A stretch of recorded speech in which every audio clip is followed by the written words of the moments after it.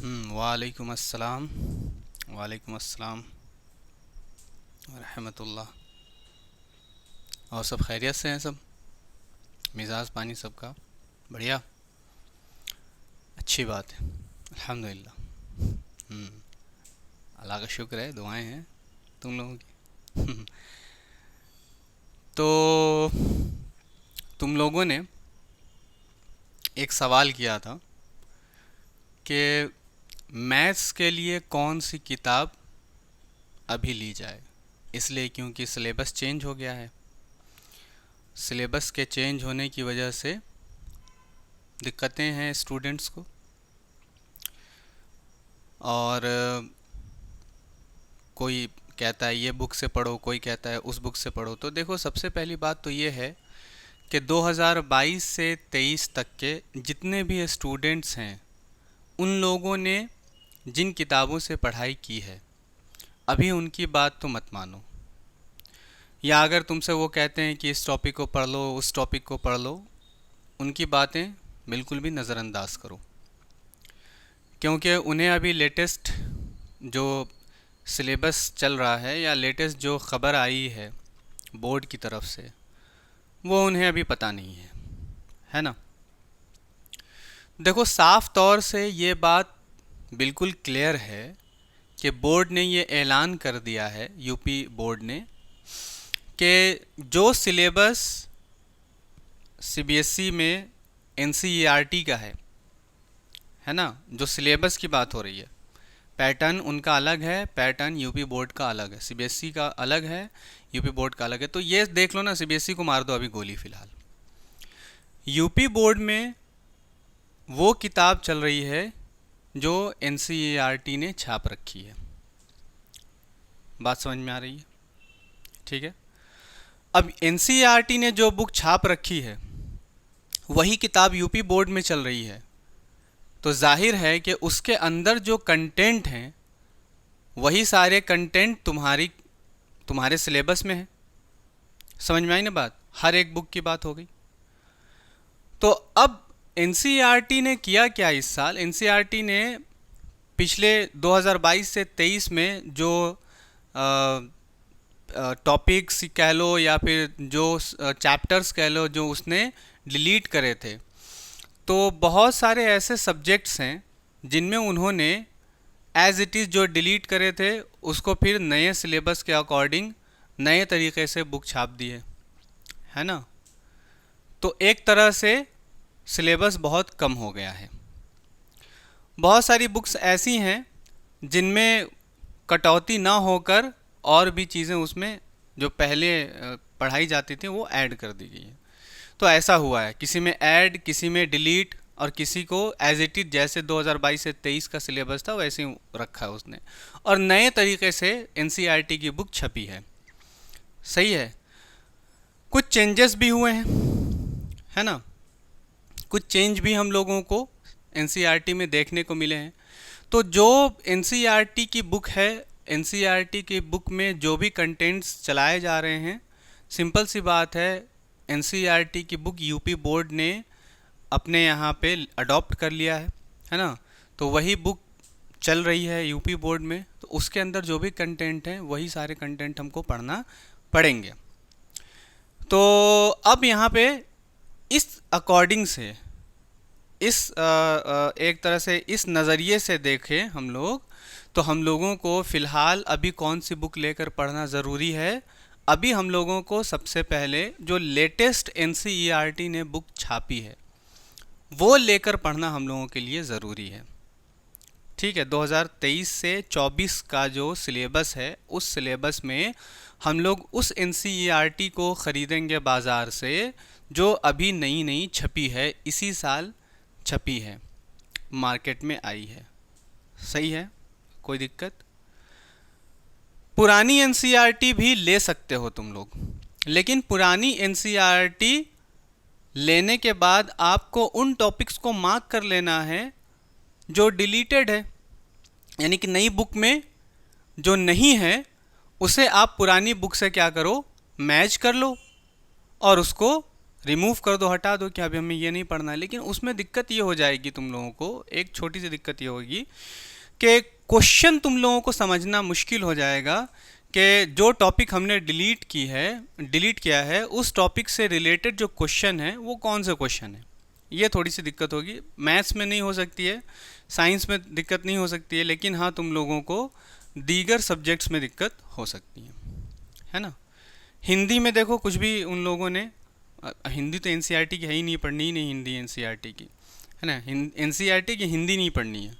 और उर्दू की जो किताब है एनसीईआरटी की, वो उर्दू की नई किताब के नाम से है। 10th क्लास की बात हो रही है, ठीक है।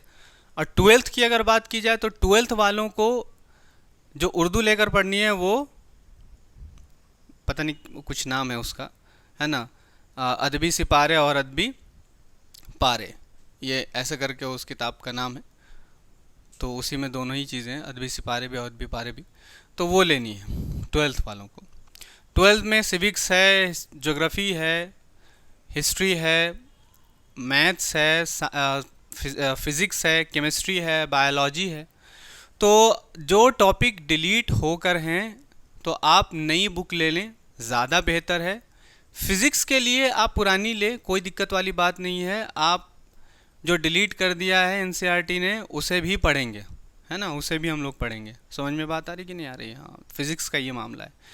केमिस्ट्री में ऐसा हुआ है कि कोई पूरा पूरा चैप्टर ही डिलीट हो गया। कुछ एक आध टॉपिक्स जो डिलीट हुए उससे कोई मतलब नहीं है, उसको पढ़ लो, कोई दिक्कत वाली बात नहीं है। समझ में आ रही बात कि नहीं आ रही, है ना। सिविक्स में, हिस्ट्री में कुछ टॉपिक्स डिलीट हैं, कुछ चैप्टर्स डिलीट हैं। सिलेबस के अकॉर्डिंग हम वीडियोस भी डाल रहे हैं और बराबर तुम लोगों को हम बताते भी रहेंगे, ठीक है। जिसको नहीं समझ में आएगा, जो दिक्कतें होंगी, तो वो यूट्यूब चैनल को सर्च कर ले, अल हैथम साइंस एकेडमी के नाम से है ना। जो आपकी कोचिंग का नाम है वही यूट्यूब चैनल का नाम है। तो आप सर्च कर लीजिएगा और वहाँ पे आपको वीडियोस मिल जाएंगी सिलेबस से रिलेटेड। अभी फ़िलहाल हर ट्यूसडे को सिलेबस की वीडियो लॉन्च हो रही है, सही है। आप लोगों को पता ही है, सबको पता है। जिन लोगों को नहीं पता है ये उनके लिए मामला है, उनको ये बताया जा रहा है। समझ में आ रही बात कि नहीं? हाँ, ठीक है, ठीक है, इतनी बात क्लियर हो गई, ठीक। तो मैथ्स के लिए अब चूंकि हम लोगों का मामला जो है मैथ्स का मामला है, तो मैथ्स के लिए जो आप बुक लेंगे, हालांकि मैथ्स के अलावा जितने भी सब्जेक्ट्स हैं, अगर उन सभी सब्जेक्ट्स के लिए आप एनसीईआरटी की बुक ले लेते हो तो ज़्यादा अच्छी बात है, सही है। अदरवाइज़ बहुत सारे स्कूल ऐसे हैं जहाँ पर वो अपने यहाँ अलग अलग राइटर्स की किताबें चलाते हैं, सही है, अलग अलग राइटर्स की किताबें चलाते हैं। अब उन राइटर्स में अगर तुम मैथ्स के राइटर्स की बात करोगे कि मैथ्स के कौन कौन से राइटर्स की बुक यहाँ पे प्रीफर की जाती हैं स्कूलों में, है ना, यूपी बोर्ड के लिए, तो बताए दे रहे हैं, ठीक, नाम बता दे रहे हैं। उनमें से हिंदी मीडियम और इंग्लिश मीडियम दोनों के लिए ही बता दे रहे हैं, है ना, ज़्यादा सही रहेगा। देखो कौन कौन सी बुक है। देखो एनसीईआरटी को तो ख़रीदो ही ख़रीदो, भले ही इसमें क्वेश्चंस कम हैं, उससे कोई मतलब नहीं है, लेकिन इसे बिल्कुल प्रीफर करो एनसीईआरटी को, फर्स्ट एनसीईआरटी, और हो सके तो एग्जाम्पलर, ठीक है। अब कौन कौन सी बुक प्रीफर हैं, चलती हैं स्कूल्स में, वो यहाँ पे बताई जा रही हैं, ठीक है। उन्नति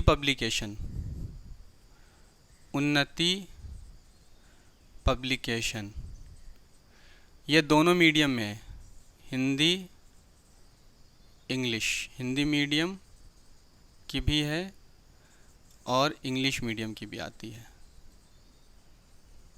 इंग्लिश मीडियम। इसी तरह से उन्नति के अलावा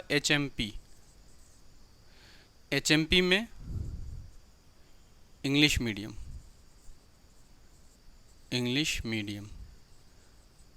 और हरस्वरूप शर्मा की बुक है, हरस्वरूप शर्मा की। ये हिंदी मीडियम में भी है अवेलेबल और इंग्लिश मीडियम में भी है।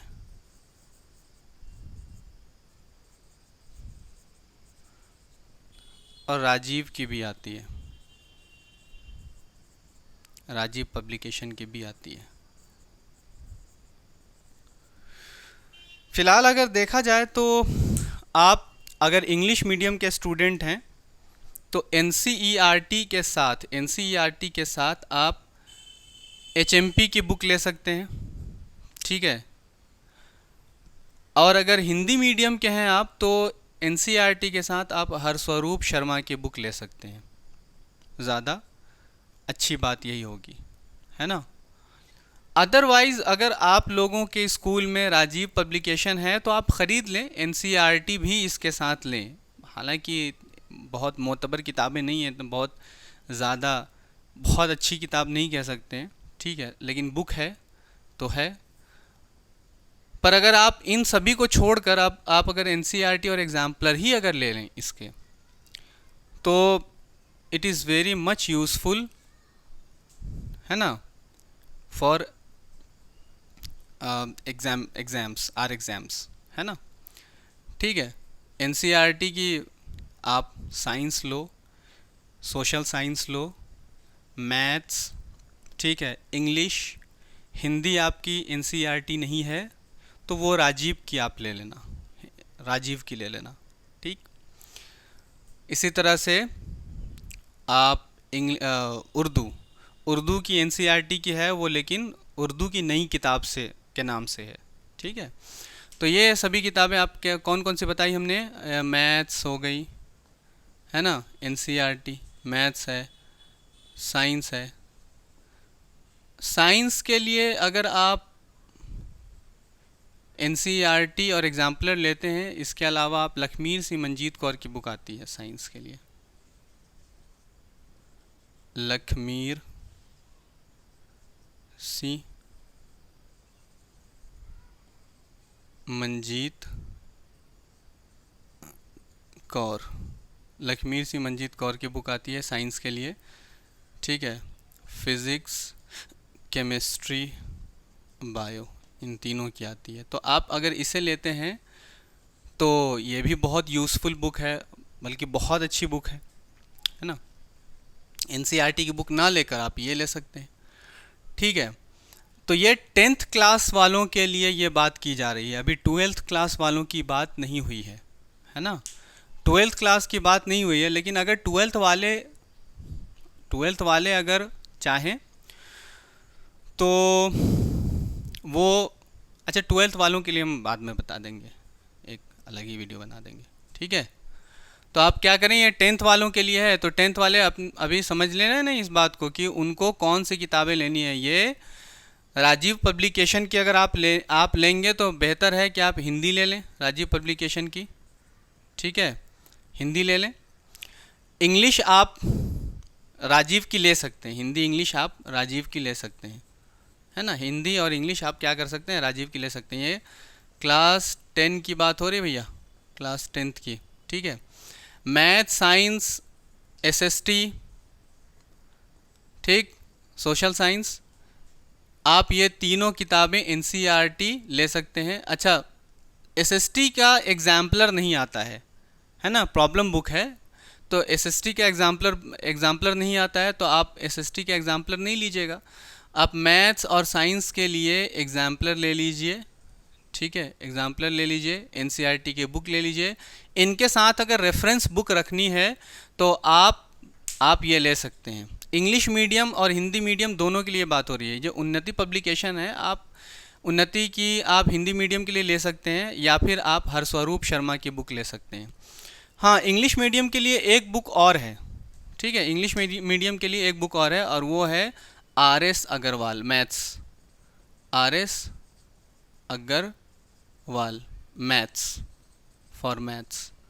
ये आप बुक ले सकते हैं। ये सीबीएसई में बुक चलती है, लेकिन अब कुछ मामलात ऐसे हो गए हैं कि आप यूपी बोर्ड में आर एस अग्रवाल को चला सकते हैं, आप इसे पढ़ सकते हैं, कोई दिक्कत वाली बात नहीं है ना। हमें प्रॉब्लम्स से मतलब है, हमें अपने आप को मैथ्स में बेहतर करने से मतलब है फ़िलहाल, ठीक है। तो ये बहुत ही यूज़फुल बुक है, बल्कि इन सभी किताबों से ये अच्छी किताब है मेरी नज़र में फ़िलहाल। एचएमपी की भी अच्छी किताब है नो डाउट, लेकिन आर एस अग्रवाल की कुछ ज़्यादा ही अच्छी बुक है, ठीक है। तो आप ले सकते हैं। एनसीईआरटी के बाद की बात हो रही है, तो एनसीईआरटी के साथ आप आर एस अग्रवाल को रख सकते हैं और एग्जाम्पलर भी ले लें तो ज़्यादा बेहतर है। साइंस में आप एनसीईआरटी और एग्जाम्पलर ले लें, या आप एग्जाम्पलर ले लें और साइंस के लिए लखमीर सिंह मंजीत कौर की ले लें। एसएसटी के लिए आप किसी दूसरी बुक को ना देखें, एसएसटी के लिए सिर्फ और सिर्फ एनसीईआरटी, ठीक है, सिर्फ और सिर्फ एनसीईआरटी लें। बाकी तो क्वेश्चंस यार तुम लोगों को अवेलेबल करा दिया जाएगा ना, इतने सारे क्वेश्चंस अवेलेबल करा दिए जाएंगे कि पगला जाओगे तुम उसी क्वेश्चन में, कर ही नहीं पाओगे। पहले कम से स्टार्ट करो, ठीक है। तो यहाँ तक की ये बात क्लियर हो गई तुम लोगों को सभी को, ठीक। बुक्स कौन सी लेनी है, क्या करना है ना। ये 10th वालों के लिए है, ठीक है। चलो ठीक है, नोट कर लो सब।